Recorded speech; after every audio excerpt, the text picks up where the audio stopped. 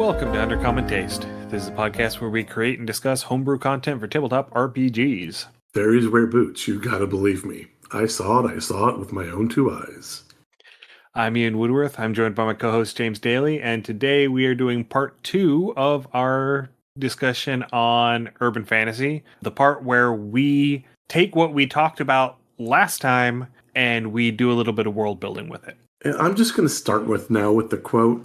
If anybody was able to see past that veil into the fantasy of our modern urban fantasy, it absolutely would have been Ozzy. Yeah, probably.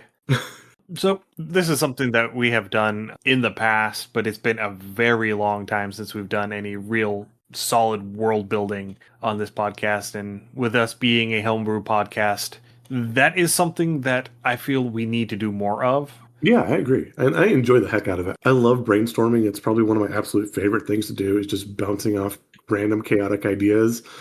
And again, even brainstorming with, like, if you're writing or story development, as we said before, when things work right, they fit well like puzzle pieces, and you don't have to force stuff together. And you can feel when the pieces are starting to slide in together, and it's exciting when it happens. So, does it work all the time? Not every time, but when it starts to go right, there is a definite thrill that comes with it. Yeah, I've never been very good at brainstorming by myself. I always really need someone else there. I need somebody to throw out ideas in order for my ideas to manifest. That's always been the case for me. I've never been able to sit down with a blank sheet of paper and just throw out ideas. I need a seed. I need a seed crystal to build my brainstorm off of. Absolutely. And that and a sounding board. Because, I mean, most people are trapped inside their own internal monologue and inside their own head anyway. And it is that slight shift of perspective. It's that little extra bit of flavoring that really brings things about. And I think the best creators probably have their sounding boards and their forums and the people they talk to that just, hey, there's no such thing as a bad idea. There are stupid ideas, and sometimes stupid ideas are the best ideas. And then sometimes you have a great idea, and it's like, yeah, that sounds good, but it's probably too clunky. And I come across that all the time. And Ian's the one generally to pull me back off that ledge. He's like, okay, let's dial this back about 10 notches, and we'll get you there. Yeah, I'm for writing for like story ideas and adventure ideas and things like that. Ideas are easy. Ideas I can come up with. It's the plot to make the idea work. Right. That's what I've always had issues with. That's one of the reasons why I prefer editing to writing when it comes to literature, because I am much better at looking at someone else's idea and improving on it, or helping them improve on it, than I am at coming up with my own ideas, because I can always start a story, but as soon as I get past that initial idea, like, okay, now where's the story part of this? Right. No, I'm just gonna sit like No Face and shove media into my head holes.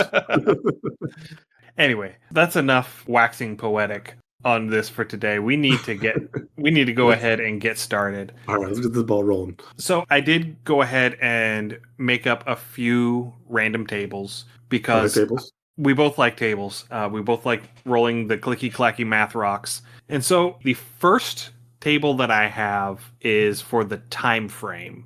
Okay. So when exactly are we going to be setting this urban fantasy story? Because it is generally modern, but it doesn't have to be present day modern. Yeah, so like we discussed last week, generally it's going to be post-industrial revolution. So Victorian era is borderline, but generally it's going to be post. So again, generally looking 1850s and after, by and large. Yeah, so the table that I generated goes from, I guess it's Edwardian, like 1890-ish. Okay. So from there on up into the relatively near future, like 2050. Okay. So slightly futuristic to like turn of the 19th to the 20th century. You start talking like 2050, and suddenly I'm playing Civ 5 again because I think that's the cutoff date. Maybe it's 2250, but yeah, it's pretty close to there. I'm like, oh wait, okay, now I want to play Civ. Yeah. I could have taken it up to 2112 and made it a Rush reference, but So do you want to roll some dice on this? Yeah, I've got some digital math rocks today. I have my good Okay. dice are packed away for upcoming events. So All right. So this one's going to be a D10. D10, easy peasy. Let's see what we got. Dun, dun, dun, dun. We got a tres. 3. Okay, so this is Depression era, so 1929 to 1945. So from the stock market crash of 29 to the end of World War II. I like this, especially. Okay, so obviously you can do a ton with World War II. You can really do a lot with the economic levers of just the stock market crash in America itself, or the various financial markets throughout Europe and Asia. This also ties in things we talked about last week. If you wanted to do something like a film noir, like the old pirate grizzled detective, ties right into this era. If you wanted to do Old Gods of Appalachia, wanted to break away from traditional D&D, this would work really well. If you wanted to do Kids on Bikes, a little bit more difficult to do, but again, there was still a little bit of that youthful freedom that existed in this time. You could really catch the very end of the Roaring Twenties as your setup. So again, this is a very, very ripe period to do a lot with. Right, yeah, and this could be a way of we could tie it into, like an alternate timeline sort of thing where the market crash corresponds with a crash in magic, a crash in magical ability, like Oh yeah. like a sudden decline in magic. Okay, I Like, like it. and a lot of that's going to depend on some of the later roles that Because the we've stock got. market completely depends on fairy dust. Yeah, it It's could all rooted be. in magic. I love it. It could be that, and it could be that someone figured out how to corner the market on magic, and in doing so, cut everyone else out of the market, and as a result, the market collapsed. Okay, I like that.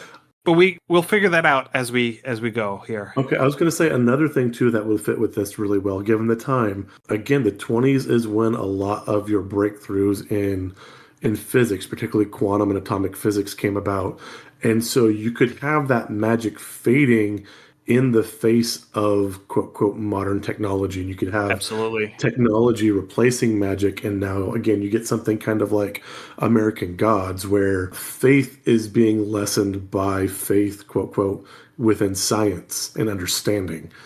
Yeah, and the Manhattan Project is happening at the end of this time segment. Yeah. So yeah, that is definitely something to keep in mind. Okay.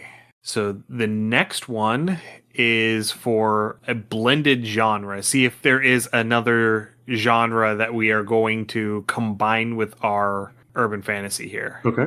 It's another D10. Okay. I'll roll this one, or are you throwing it? Go ahead. Okay. Deuce. I'm rolling low tonight. Well, we just made Call of Cthulhu because that's Eldritch/Cosmic Horror. Yes, we've got it. Perfect. Okay. I do have to make again. This is a D&D call-in, but where apparently Wizards is releasing their new Book of Evil, whatever. It's basically the 5th edition of the Book of Vile Deeds, but they have made Portsmouth an official location within D&D. Portsmouth is a part of Massachusetts where Lovecraft based many, many, many of his stories. So Cthulhu technically D&D canon now. Well, I don't know about that. That would be they would have to get rights to that. They would have to get rights, but I mean, again, you can blend. I mean, Portsmouth's there. You can just start shuffling some stuff over for your own homebrew. I don't know. I don't know if I like that. Okay. Because they have Saltmarsh. They do have Saltmarsh, yeah. And Saltmarsh is a D&D exclusive, a D&D original location where you can do all of those same sorts of Cthulhu-esque Eldritch horror stuff. Okay. I mean, you've got the aboleths and you've got the sea spawn and you've got all of that stuff in and around Saltmarsh. I see that. So you're saying they should have just stuck with their own and saved their own lane? Yeah. Okay. It's like they already have their own IP. They don't need to be going and stealing other people's IP. Gotcha. They are a billion-dollar company. They don't need other people's IP. I like that. Okay. Grumble, grumble. Fair. So my brain's doing brain things, and I'm on like 6 different trails at once because all the rabbit trails. But this also ties in really well with something like Hellboy.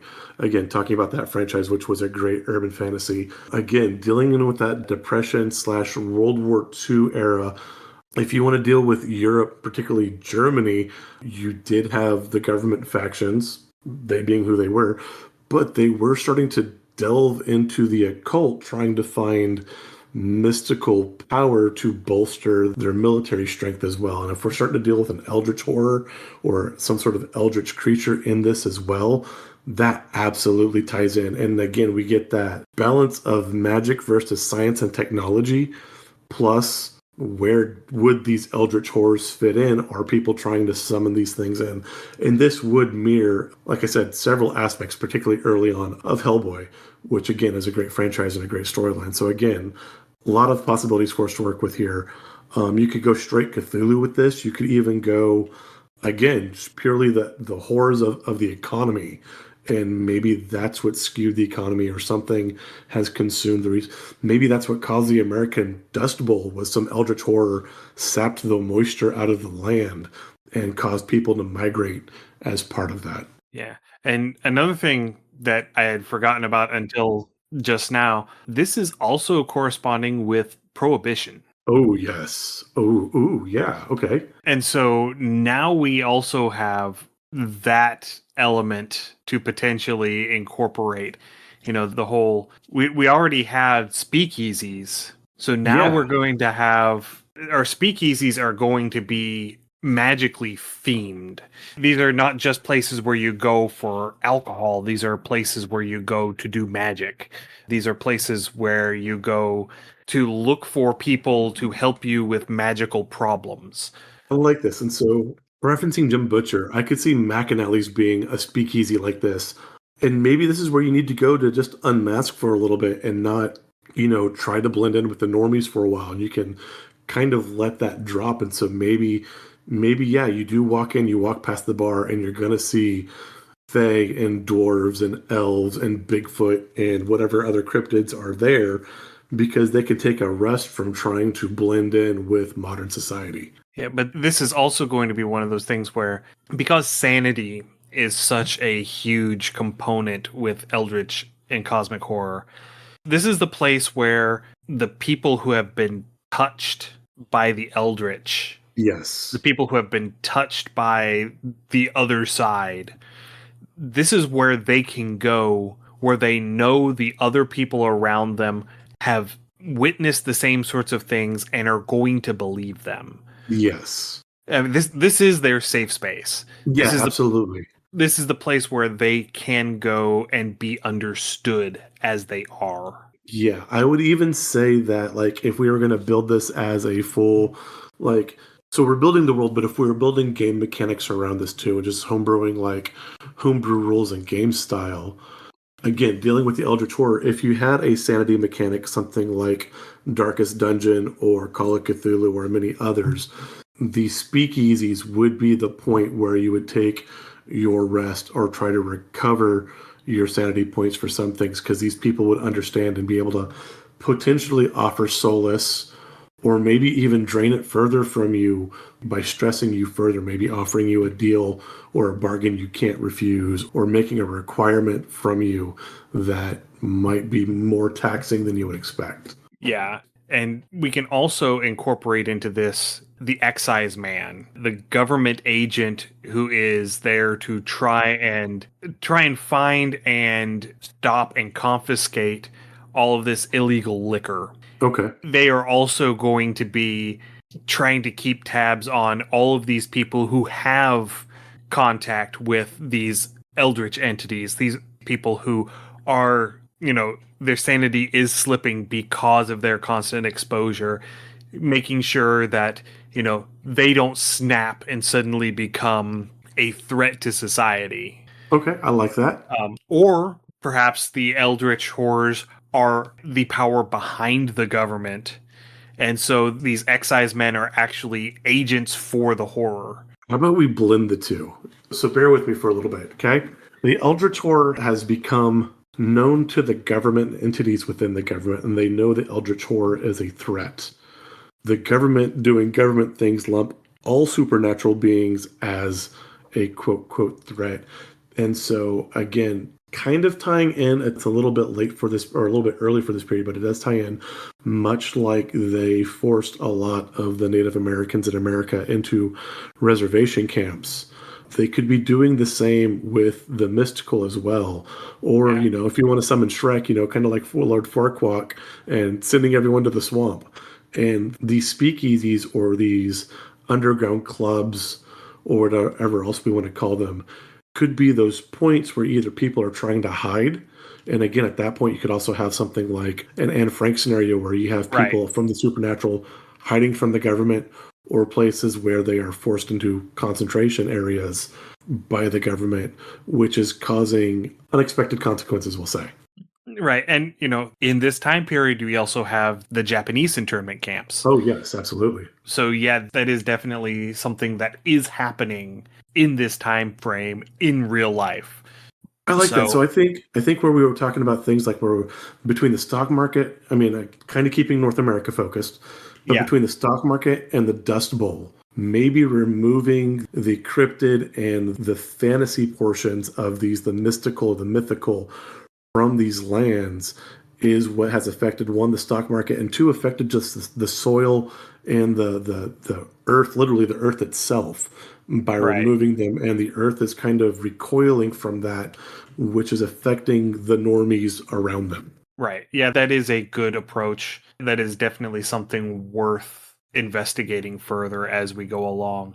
Speaking of investigating further as we go along, next up is the flavor of the magic. And this is Ooh. actually two rolls and combined. So you Okay. roll one, I'll roll one. Let me know what you got. What are we rolling? D10 again? Yes, D10 again. A four. Wow, I've got a three, a two, and a four. Okay, so you got a 4, which is divine magic. So gods and devils, and I guess in this case, it's going to be like eldritch Yeah, in time with the entities. Eldritch. Yeah, absolutely. And I got 5, which is blood magic. Ooh, ooh, oh, yeah. So, See, and this again, this ties into the more German occult, where again they're trying to find magical power at any price. At any price. Ooh, how are we going to work blood magic into this? There are so many ways to throw that in. well, I mean, there have been so many instances throughout history, throughout human history, where blood magic is divine magic. Yes, Blood sacrifice, reading the entrails, things of that nature. Those are, blood sacrifices to the gods. yes. I Tho- was I was going to go in that direction too, but go ahead and finish your thought. those are all very much things that have historical precedent in our world. Um, Yes. but I kind of want to take a different approach to it, Okay. more along the lines of maybe the practitioner has to.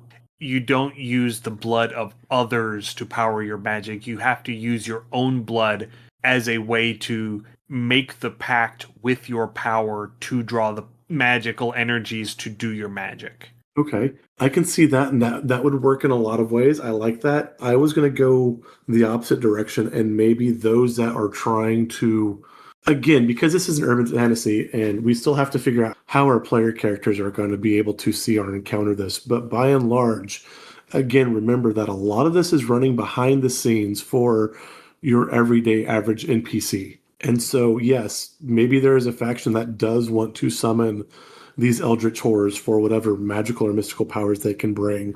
Some governments are trying to prevent any kind of magical, mythical, divine power.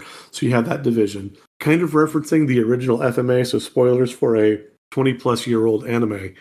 But the base of that was their world was a mirror of ours, and their alchemy was actually fueled by the death in our world. Our deaths was their magical energy, basically. So, what if the global wars, previous World War One and lead up to World War Two, is the blood magic to bring the Eldritch horrors in? Now that has been done before and would work. That would definitely be something that we could incorporate in this particular in this But particular setting. beyond that too, where you were taking your idea and where the blood magic has to come individually from the person. Do you have a table for our location? I don't.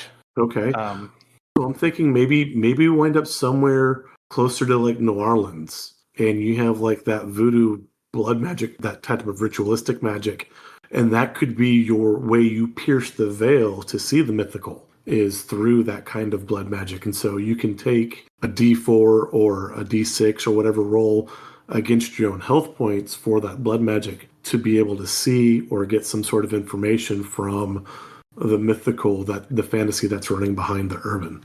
yeah, that could work. Now I've got 2 more tables. Okay. So yeah, we still have more stuff to build up. Yeah, we still have a little bit more stuff to build up. Those are definitely points to keep in mind as we go along here. So the question now becomes, what sort of things are magicians doing with the magic? Great question. Great question. Are we rolling that or are we brainstorming? That's a brainstorming thing. I didn't. Okay. I mean, I have a what is the power source of the magic question still on the table that we could do to get a better idea of it, but this is still trying to figure out what are the things that magicians are doing with the magic. Okay. So again, we have a couple things. We determined that we have a divine / eldritch horror magic faction, for lack of a better term. We have blood magic as a source of magic as well. We could definitely tap into some Mesoamerican mythology where, again, the priest kings had to perform certain blood rites every year to maintain their kingdoms and their crops and their people, especially looking at the Mayans and the Aztecs. That could definitely draw in. So again, at that point, we'd have to figure out. I kind of like that. I think if we built a Mesoamerican theme going with Mesoamerican deities versus the Eldritch horrors. And again, you're trying to invoke the deities with blood magic to help fend off the Eldritch horrors while you have science kind of building and stifling everything, kind of muting as modern science progresses. So you almost have a 3-way faction. Right. And that does sound like a great idea. My only qualm with that is I don't know nearly enough about Mesoamerican mythology and culture to where I feel comfortable? To be qualified to do that. Fair. But we could definitely use that as an inspiration, though. And so yes, absolutely. We have the people using their blood magic ritualistically for whatever deity or divine purpose, but they are doing that to fend off the Eldritch. So I have an idea. Bear with me. Okay. So the divine magic is sort of that, because it seems like we are doing this as an American-centric story. Yeah, it looks like we're focusing in North American, yeah. And I kind of see, let's assume that the divine magic and the blood magic are not being practiced at the same time. These are 2 completely separate sources of magic. Okay. And you do one or you do the other. You don't really, I mean, they could be blended, but you don't necessarily blend them. You don't mix your brown and yellows? Yeah. And so the divine magic in this would be sort of like a Native American, Mesoamerican sort of spiritual magic. Okay. It's sort of a very naturalistic thing, which is leading to lots of abundance throughout the country, leading up to and through the First World War. And then the blood magic is something that comes up in Europe. Okay. And the blood magic is the reason for World War I. Okay. And blood magic really takes hold in the carnage and then the aftermath of World War I. And the Americans become exposed to the blood magic when they come in at the end of the war. Ooh, okay. And some of them bring that back. And so the Spanish flu becomes the result. That becomes the result of this blood magic influence. It's sort of like an immune response of the divine magic trying to push the blood magic out. Okay, so the blood magic is going to act as both a contagion and a corrupting force. Yes. Which would back well with the Eldritch, I think. I think that fits really well, as you have an Eldritch trying to corrupt. And they are coming across from Europe into the Americas. It's white colonization version 2.0. Yeah, okay. I can track Uh, with that. No, I like it. I like it. Okay. so we have those same sort of parallels of the divine magic is this native spiritual magic that's very grounded in the physical space of America, and this blood magic, this eldritch magic coming through, being imbued by these eldritch entities, is a very European, very capitalist, very colonialist sort of vibe. I love it too because again, while this area was a time of great scientific and industrial advancement, that did bring about a large amount of environmental harm and ruin and toxins. So again, you have radiation, you have cancer, you have lead with the gasoline, you've got, Dow dumping everything into the rivers. So yeah, no, this ties in really well. And I could see these effects of that technology. Maybe that technology was advanced but corrupted early on by this blood magic. And so just the advance of technology being corrupted is going to further corrupt the environment that it's in, as unregulated technology tends to do. Yeah. And so even that, we could take that from this time period, and if you wanted to build onto that to a modern time period as time went on, now we have a through thread from the period we've started through to now. You could even probably take it back even to the beginning of the industrial era with, again, early technology, coal, smoke, coal dust, things like that, great fires like the giant fire of London things.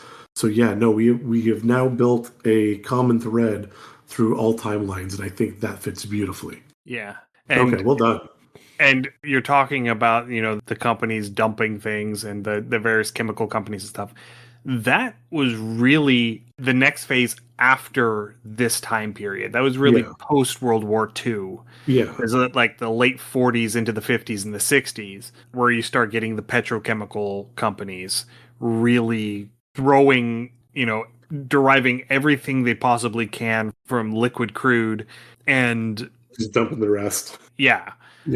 But that's what I'm saying is now we have that through line through all of the possible timelines you would want to explore with this. We've got a through line that connects all on the same page. And if you want to take this particular conflict that we're having in our setting as we're setting it up now and extrapolate it into that time period and keep the real world historical timeline to progress in the same sort of way, what that means is that the Eldritch Horrors won. Or are still largely winning, yes. Or are still largely winning. Yeah. No, I like it. Yeah, this is working. This is working far better than I thought it start would. Fitting together. This is we've got we're getting a framework. I like it. Okay, so next up is another D10 roll. Why is the magic a secret? A 7. Something above half. Finally. All right. So the reason why magic is a secret is most of the instructional texts were lost/destroyed in a calamity. And now this doesn't necessarily have to be texts, but it could be. Now, again, are we going through with which magic? I think we should roll 2 of these.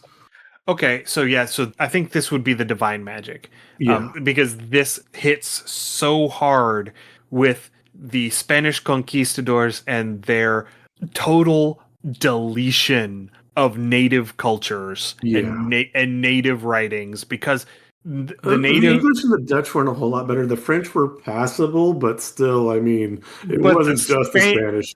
But the Spanish had it. They started sooner and they did it longer. Yeah, when the Spanish showed up, everyone was having a bad. There was no good to the Spanish showing up. No. Okay, and then I'll go ahead and roll for the blood magic. Why is the blood magic a secret? 2, non-magicians can't see the source of the magic. Perfect. And again, that's that eldritch being hidden or remaining hidden and using people as puppets as the eldritch horrors are inclined to do. I like this. Yeah. So yeah, and I like this too because within various Native American groups, there are, within their own mythos and stories, times where their people, their practitioners, their shamans, their medicine men, their elders, were given or granted certain powers to protect their people. And because so much crap was going on, wink, wink, Western expansion, that they became corrupted by the use of that power because they started using it above and beyond kind of, how do I want to phrase this? The saying power corrupts, absolute power corrupts absolutely. So they were going overkill with they were using the power in an imbalanced fashion, and they became corrupted, a corrupted source themselves. And so again, you could kind of work with that too and kind of deal with, again, needing to balance magic with its purpose as well and not going overkill with things. And particularly something, again, even having maybe perhaps the blood magic trying to corrupt the divine magic at some point by using blood magic to try to enhance. And now, again, you get into different things. But you can definitely deal with different levels of this magic system. I like how this was working out. Yeah, I definitely see that the Eldritch side, the blood magic side of all of this, does want to corrupt the divine magic side of things. Yeah. And the temptation would be so huge. And it's because of the nature of the blood magic, as we're establishing it here, because it is that colonialist, capitalist, expansionist ideology that is pushing it. Yeah. And we've built in it itself as a contagion. It wants to spread into everything. Yes. And I think that we would probably start getting, if we were to actually, create a story in this setting, we would start getting instances of divine magicians getting corrupted by the blood magic and starting to blend the two together and creating a far more powerful entity, a far more powerful magical source than either one individually could be. Yeah. Ooh, I like that. Yeah. Okay. This is the manifest destiny of magic. Yes. Is what this is. It's the European self-delusion of exceptionalism that you get, that combined with the freedom and the expanse of America. You said that, and I want to tie this into Old Gods of Appalachia so badly. Because you could take, again, a lot of that, you have a lot of that European folk tradition that would be that blood magic, where, again, it's been corrupted by that over time. And then, again, a lot of those within Appalachia and the region tried to blend a lot of their folk tradition with the local traditions from a lot of the native populations here. And so that's when that happened, and that's where your manifest destiny kind of starts, and it goes from the edge of the colonies to the Louisiana Purchase to, further on and to the Mexico. Yeah, I mean, you could tie that in historically and it would work. Yeah. Oh, okay. All right. So we have one more question on the random tables, which is, what is the power source of the magic? Which we have already established more or less the flavor of the two different opposing magics here, but we haven't established where they're getting their power from. Okay.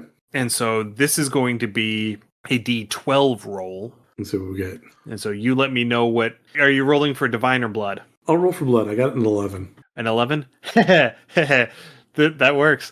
Microorganisms. Yes! Blood viruses. All right. And then the divine magic 3.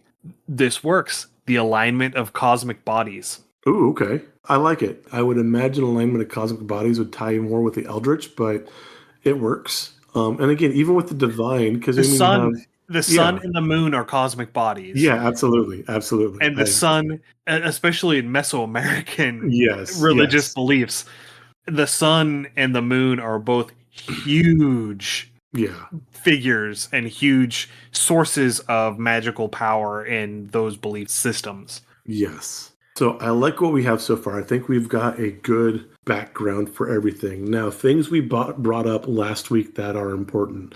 Again, especially within urban fantasy, your locale, your location, your setting is as much a supporting character as anything else within the story, especially if you're building a story. But a game, that setting is something to greatly consider. Where do we want to put our setting at? We definitely want a boundary or a location that's going to be frontiers-ish, because we do want a conflict or a strain between the divine and the eldritch. So where will that be? So I was actually thinking about this a little bit earlier today because of your personal background, I was thinking, what if we set this in Fresno? Okay.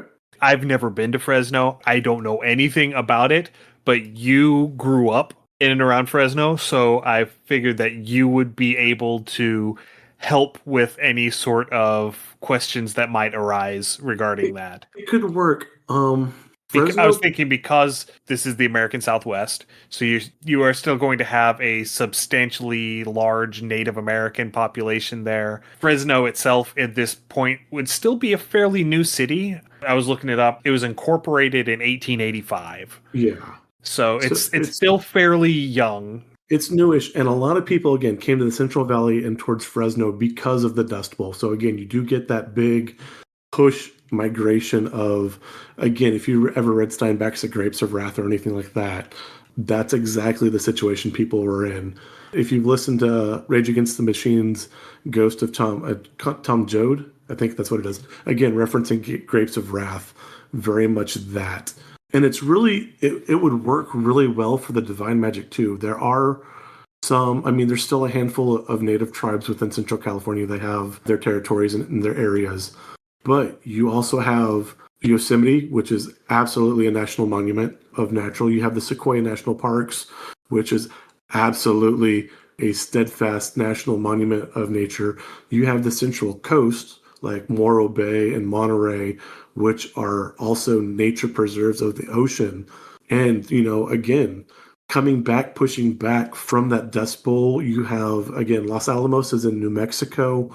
So again, you got a lot of that push of technology and industry coming in. That could be a decent battlefront. I think it could be workable. And if we want to expand that a little bit more, if we're doing this closer towards the end of this period, say 37, 38, immediately pre-World War II. Yes. Because this is, the American Southwest is that, even in American pop culture, it is that last bastion of the indigenous American, yes. Right?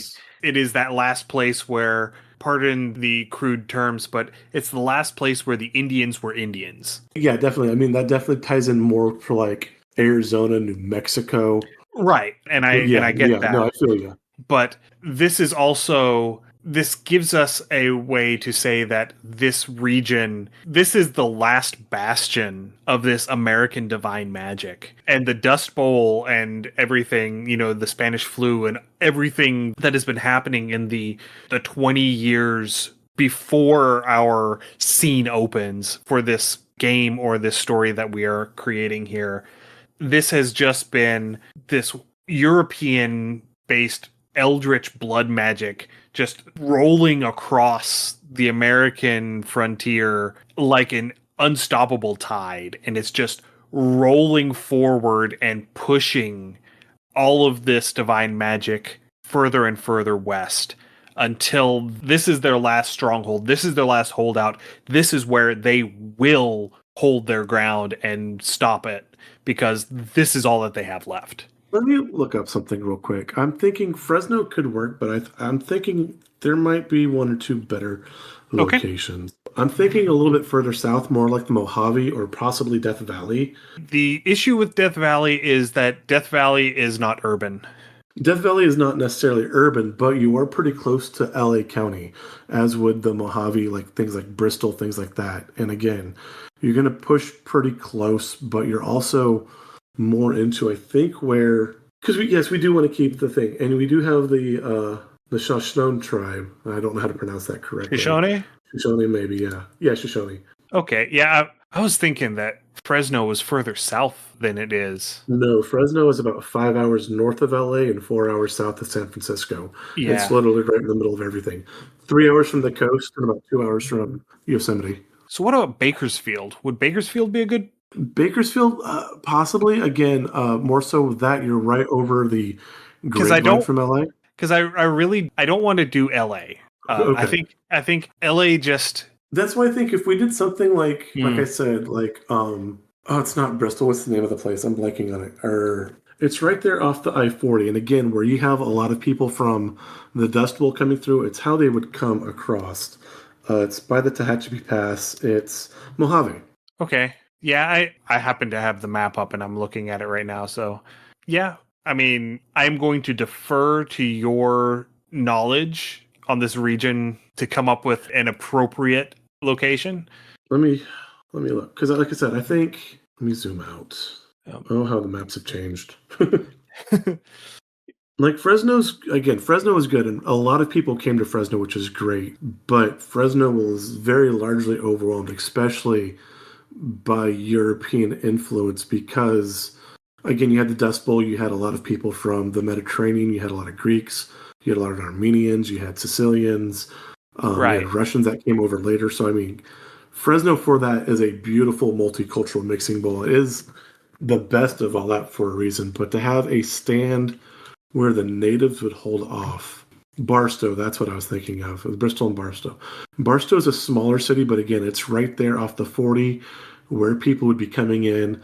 It's right next to the Mojave National Preserve, fairly close to Death Valley. It is that southern desolate part that looks more like Vegas. This would be the part of California that they covered in New Vegas, particularly with NCR, would be this part of California. Death Valley's to the north, Mojave's to the east.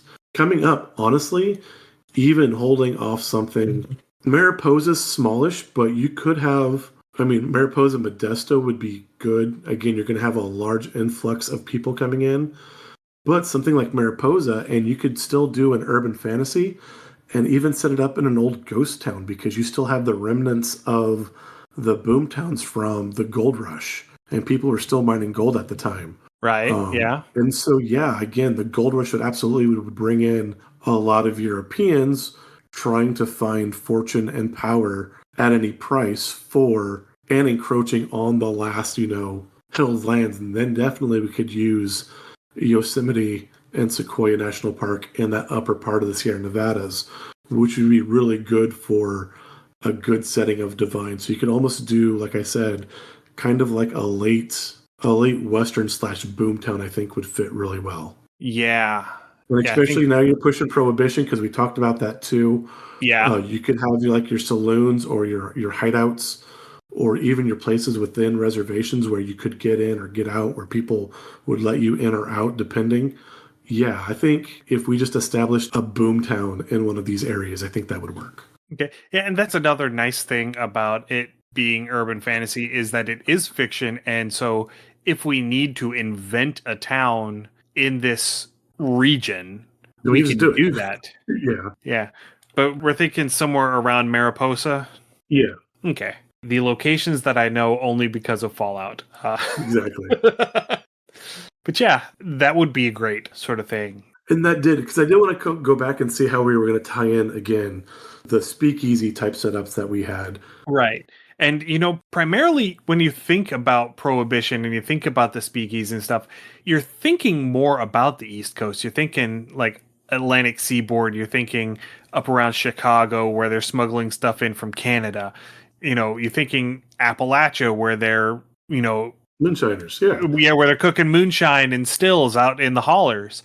You don't really, at least me being born and raised on the East Coast, you don't really think about prohibition in the context of the West Coast very often. Not as much, but it was there. And hooch is hooch, and people still wanted absolutely. Yeah, especially you look at like San Francisco. Oh yeah, yeah. And then too, I can't recall. I don't think the peyote actually grew. I know it didn't grow in the Sierras, but I think there was actually a bit that grew again in that southeastern part. I have to double check, but I mean, amongst other things that were imbibed in not only alcohol, but I mean, again, you have a lot of traditional. There is something called a Jimson weed or a loco weed that was used for medicinal and religious purposes as well. That was also banned during the period. Right. Yeah. Yeah. And so, that's actually what if part of that prohibition for those more natural medicinal was a ploy from the blood magic to limit the power. Absolutely. Yeah, that makes sense because we have already suggested, and I think this would establish that the Eldritch Blood Magic faction has managed to get itself into the government. Yeah. And we said that a lot of the divine magic was being lost because they lost access to it, either their Right. writings, and again, being able to enter, the divine state through whatever chemicals they were using or Absolutely. whatever plants. Now it's outlawed, so fewer people can access it. Ooh, okay. Yeah. Yeah. Okay, I like it. So prohibition becomes a cover for imposing disadvantage on my enemies. Yes. And also because, we're at a stage where the government is going to try to weaponize anything that it thinks it can weaponize. Yes. And so if it thinks it can weaponize blood magic, it is going to do everything it can to figure out how to do that. Right. And if one of the things it has to do in order to be able to do that is to snuff out the people who are going to tell them, no, you can't do that, then that's what they're going to do. Yes. And add on top of that, the less than stellar, if I'm going to be tactful about it, interactions between the natives and the American government over the preceding century and a half.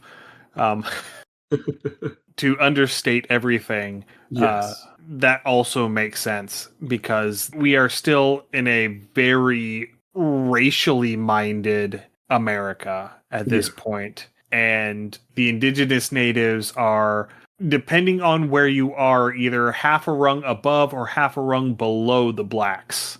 Yeah. At this particular point in American history. Right. And so it makes historical sense that these are the sort of things that would happen. You also have in this area, too, again, talking about the Japanese internment, and some of those camps were pushed this far. I mean, again, they moved them all over the place, but they largely wanted to move the Japanese, away from the coast. That was the large threat. And so some of these camps, I believe there were some camps near Mariposa. Let me double check.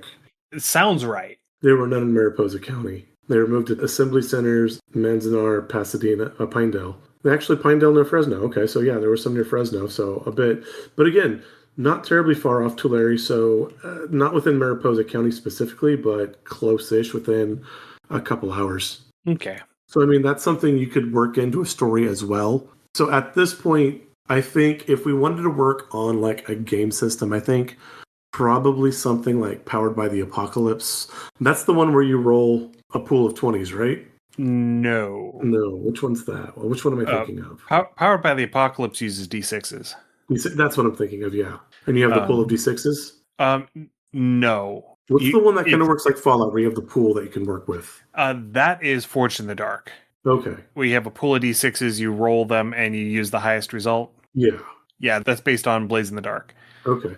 I think a system like that would work, or even something kind of like Kids on Bikes, or where you do a stat buy. I think this would be more of a story roleplay driven type of game, just what we're fleshing out currently, than a typical D&D combat oriented type game. Yeah, I don't view this as a game setting where the magic is flashy and quick enough to really use it as a combat trick. Right. No, the magic definitely would be subtle, and it would be probably performative. It's subtle, it's ritualistic, yeah. Yeah. Like you'd probably get buffs to skill checks, maybe so many per day, or maybe a buff where you could like influence a person or talk, or maybe, again, definitely resting if we were going to do that sanity component. You would definitely need that to recharge. I mean, honestly, Old Gods would be ideal for this sort of thing. Yeah, it probably would be, yeah. What system did they make their own system, or do they use a system? It's based on the Cypher system. Okay. Which is a D20 system, but the way that magic works in Old Gods, a lot of it is tied in with magic items. Yeah. That you carry on your person, and then you use them when you need them, and they provide very limited but very meaningful bonuses. Yeah. And it's very subtle things.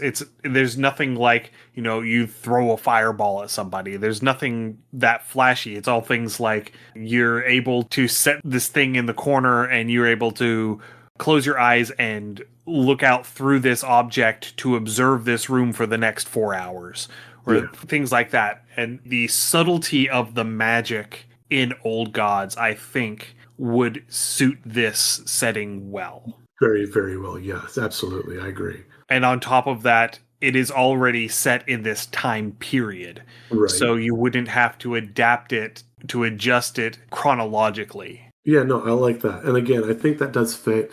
Again, so we're going to be kind of like in a boom town of some sort. And again, probably up in what we call the foothills. So you're not up in the high Sierras, but it's kind of mountainous. So the terrain's close-ish to what we'd find here in Appalachia, where it's kind of rolly. You're going to have a bunch of trees and stuff. It's not going to be super flat like the valley. And again, you are going to have that meeting of the urban with the pristine and the natural. And again, I think that matches well. I like what we've come up with thus far. And if we were going to go through and build story hooks, we absolutely could do that. And it would probably be along the lines of misdirecting people or keeping people out of an area, or probably protecting like a site or transporting people from one area to another.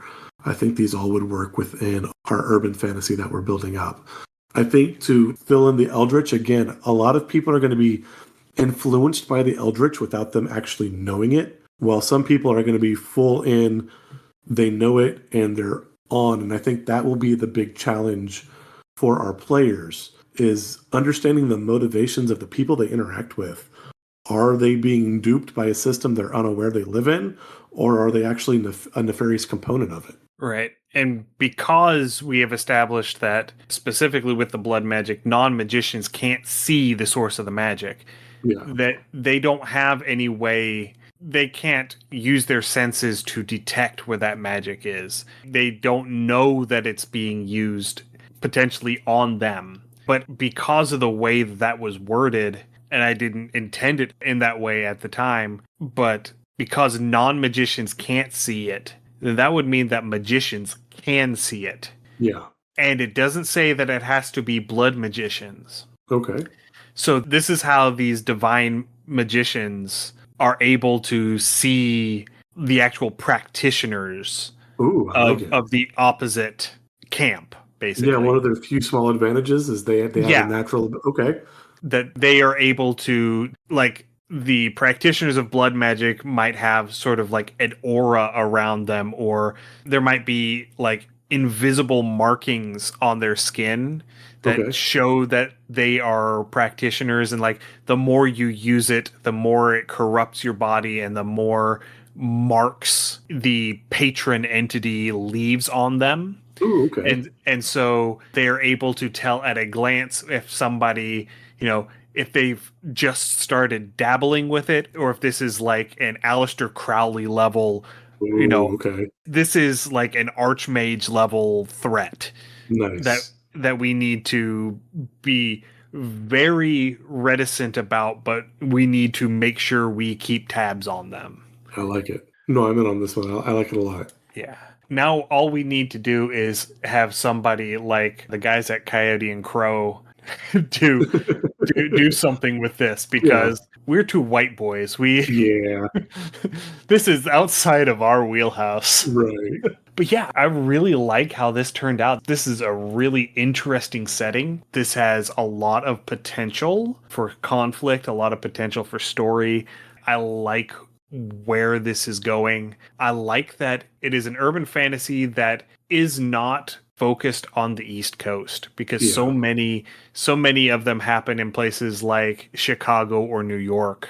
Right. That having it somewhere out west, out on the West Coast, really, I think, puts a new spin on it that I don't see very often. No, yeah, I agree. And again, this area was still largely developing at the time, which is a big part of that, where obviously Chicago and New York have been long since established. So yeah, no, I absolutely like this. Again, some of these other cities, like definitely through Arizona, New Mexico, again, if you wanted to build out towards that, would be really good. Somewhere up like near Idaho could be really interesting, or Montana even, hitting North and South Dakota. North and South Dakota get a little, again, they stay a little rural, but again, you do have a lot through there. But Washington, like I said, Washington, Idaho, Oregon, that part of California, Arizona, New Mexico, that whole region as kind of that last bastion of westward expansion, I really like.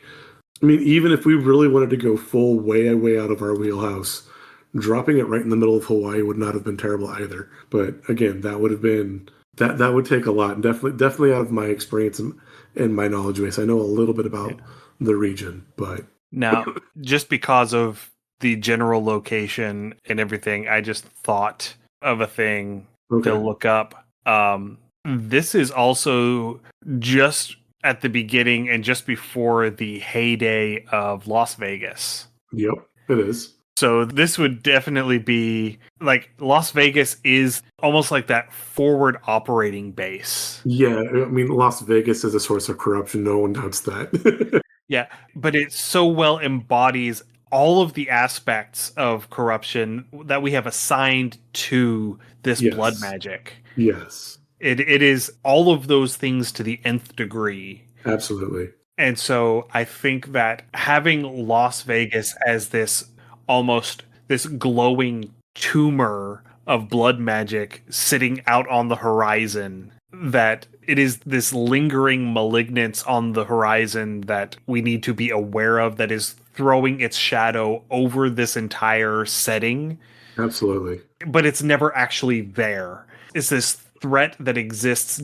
just beyond the corner of your eye. You know what? Again, building into this, you do have Las Vegas to the east-ish. You have Los Angeles to the south, and you have San Francisco to the north. So again, you kind of get that feeling of being surrounded and everything kind of encroaching. Does give that kind of claustrophobic feel, which does feel like, again, like a defensive stand. Yeah, and I do like that concept. That is the underlying struggle. That is the primary, what's the word? The primary conflict of this setting is that they have been cornered. They have holed up in this, the last real bastion of power that they have. Yes. And they are cornered here, and they are trying to dig in and just weather the storm. Give me one more quick second. It's going to be slightly before our time, but okay, because we talked about again where we have the corruption and we have, that eldritch that's absolutely wanting to corrupt the government. But this comes right at the very beginning, right before our time. The presidency of Teddy Roosevelt, maybe perhaps one of the last major victories for those with the divine magic, was they were able to convince or sway Teddy Roosevelt, who created the national park system. Yeah, I would absolutely be willing to buy into that. Yeah. And again, that's the thing, especially with the urban fantasy. Everything runs behind the scenes, so it's not big magical things, but it's that influence and the direction of energy and ability and resources that is the big pull. Yeah. And then, so would it be like Coolidge and Hoover, I think, would be the presidents after Roosevelt that really started it on its decline. Yeah. And then FDR would have come in and would have been trying to turn it around and try and push back, because he's Teddy Roosevelt's nephew, I think. Like second cousin or something weird. Yeah, it's some weird nephew or great nephew or something like that. Yeah. Is a direct relative of Teddy. But, having that familial tie suggests that he would also be on the same side and would be trying to push that. And that's where you get the New Deal and all of those sorts of movements. The fact that he worked so hard to counteract the Great Depression and try and pull the country out of the Great Depression, and ultimately succeeded. I'm gonna say, wait, I'm gonna throw a wrench in this. Because again, FDR falls fully within. And I will say that there was some familial influence perhaps from Teddy Roosevelt, but FDR, again, did sign off on the internment camps. He did a handful. I mean, he was a good president. I'm not I'm not condoning. No. What I'm saying, okay, let me finish real quick. I'm not saying yay, I'm not saying grr, but what I'm saying is FDR was a man conflicted, and he was a movable piece that both sides were vying to direct. Yes. And I think the point that I want to make that works off of that statement is that he comes in and he is trying to, combat this, but the forces of the blood magic are already entrenched. They're already in place. They are specifically already in DC. They are already in the government. Yes. And so he is limited in what he actually is capable of accomplishing. Yes. In order to fight back. He is fighting them back one-handed.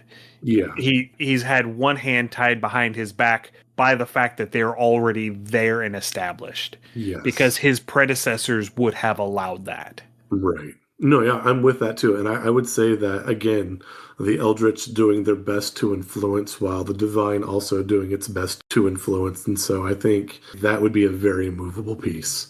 And if we further want to put this corrupting influence as a part of this, we can say that the blood magic is the reason why FDR was crippled, that it wasn't polio, that it was or that polio was the tool used by the blood magicians to cripple FDR. Again, it's a contagion, and polio did ravage the country for quite a while. Yeah. I like it. Yeah. So, yeah, I think that's a good place for us to wrap up. We have managed to come up with a whole lot of really juicy ideas. Yes. And I like that we started from nothing and ended up here in basically an hour and a half. Yeah, no, I definitely like our U.S. alternate history. Yeah, this is probably going to edit down to about an hour, but in about an hour and a half, we managed to come up with all of this, and I love that. Yeah, it's we've not got to do this in a while. We definitely need to do more of it. All right, so thank you everyone for listening. If you have any comments, suggestions, or ideas, please send us an email undercommontaste@gmail.com. Or come join us on our Discord. You can find a link to the Discord through our website, undercommontaste.com. You can also find links there to our Patreon, patreon.com/undercommontaste, and our itch store, undercommontaste.itch.io. If this is your first time listening, we're very happy you found us. You can find our other episodes and join us for either lore deep dives, content creators, world building, all the things we do. Just look up Undercommon Taste on your podcatcher of choice. Stay safe, everyone, and we will see you again in 2 weeks. Happy gaming. Thanks for joining us for another episode of Undercommon Taste. Our theme song is Massacre Anne, written and performed by Mary Kroll and used with permission. You can find Mary online at marykroll.bandcamp.com or on Patreon at patreon.com/Dr. Mary C. Kroll. Our logo is by David Sutherland. You can find more of David's work on deviantart.com/David Sutherland or on Instagram.com/Willex_73. We'll be back in 2 weeks, so stay safe, and we'll see you then.